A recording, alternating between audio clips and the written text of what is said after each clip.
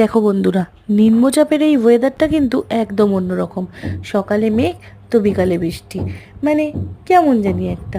তো যাই হোক, এই সব কিছুর পরেও প্যাচপ্যাচনি ওয়েদারটা কিন্তু একদমই নেই, কারণ যেহেতু রোদ্দুর হচ্ছে। মোটমাট ওয়েদারটা খুব একটা খারাপও না, আবার ভালোও না। তো এই বৃষ্টির দিনে আমার হঠাৎ ইচ্ছে হলো একটু খিচুড়ি খাবার। তো যেমন ভাবনা তেমন কাজ, তাড়াতাড়ি লেগে পড়লাম। কিন্তু খিচুড়ি করব কি, আজ তো রবিবার, বড়মশাই ওদিকে মাংস এনে হাজির। তাই জন্য ভাবলাম মাংসেরই খিচুড়িটা বানিয়ে নিই। তো তাড়াতাড়ি করে মাংসের মধ্যে মশলাটা মাখিয়ে ওইদিকে আগে থাকতে একটু মুগ ডালটাকে হালকা করে ভেজে মুগ মসুর ডাল আর আতপ চাল গোবিন্দভোগ চাল একসাথে সিদ্ধ করে নিয়েছি। আর এই দিকে দেখো, এখন আমি ফোড়নটা দিয়ে নেবো। কড়ার মধ্যে তেজপাতা শুকনো লঙ্কা দিয়ে নিয়েছি। তারপরে একে একে গোটা গরম মশলা, একটু সামান্য জিরে, একটু সামান্য জিরে ফোড়ন দিয়ে নিলাম।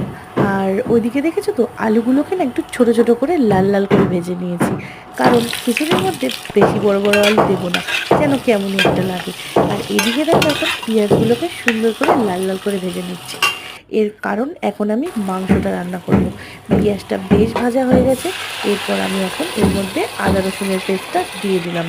তো ভালো করে মশলাটা কষিয়ে নিলাম। এইবার এর মধ্যে আমি দিয়ে দেবো একটু টমেটো আর কাঁচা লঙ্কা। তো এইবার আবারও ভালো করে মশলাটাকে কষিয়ে নিয়ে তার মধ্যে আলু আর ওই যে মাংসটা দিয়ে নিলাম। তো মাংসটাকে ভালো করে করা হয়ে গেলে এইবার দেখো, আগে থেকে সেই সিদ্ধ করে রাখা চাল ডালটা আমি এর মধ্যে দিয়ে দিলাম। তো দেওয়ার পরে ভালো করে এটাকে এখন ফুটতে দিতে হবে। তো এটা তো বেশ হয়েই গেছে। আর এবারে আমি উপর থেকে সামান্য পরিমাণে একটু দেখো গরম মশলা আর ঘি দিয়ে এটাকে গরম গরম নামিয়ে নেবো আর গরম গরম খেয়ে নেবো। তো চলো, কেমন লাগলো বলো।